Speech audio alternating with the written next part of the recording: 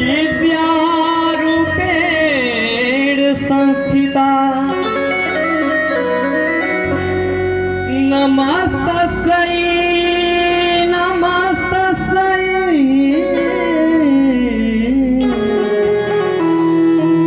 नमस्तस्यै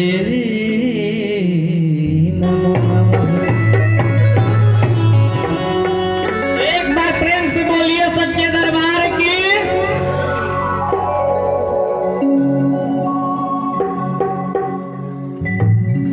सूर्य की माता सरस्वती हैं, तो हम उनका भी वंदना करेंगे एक बार, और आप लोग ताली बजाकर एक बार सहयोग कर दीजिए।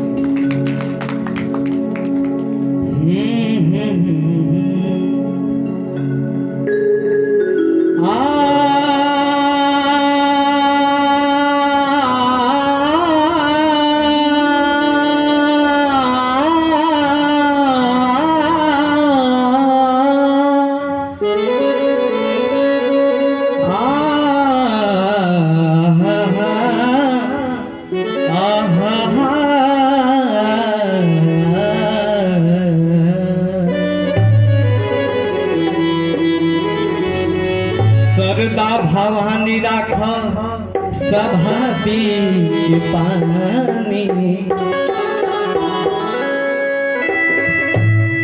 सरदा भवानी राख सभा बीच पानी, और दोनों हाथ जोड़ी परी पैया हो मैया। बुधिया के हीन बानी दुखिया में दिन बानी, और नाही पूरा पढ़नी पढ़ैया हो मैया।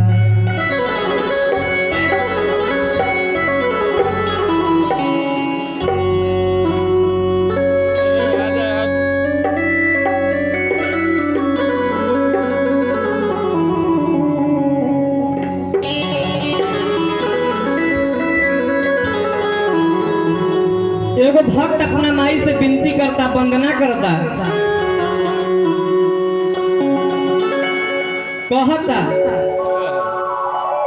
का कहता और कोना भाव में कहता, हम आप लोग के अपना गाना के माध्यम से, अपना सुर के माध्यम से बताइए। और बानी असरे में हो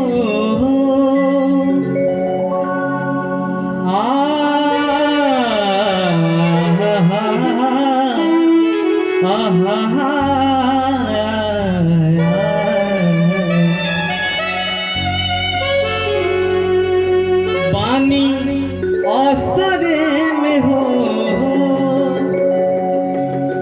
तनिया जाई तू, और तनी आ जाई तू ए माई,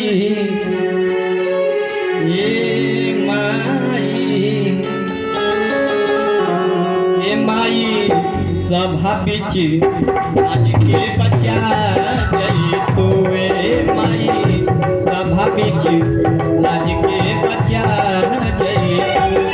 पानी असरे में हो, पानी असरे में माई, पानी आ गई तू ए माई, सभा बीच आज के बचा गई तू ए माई, सभा बीच लाज के बचा जई तू।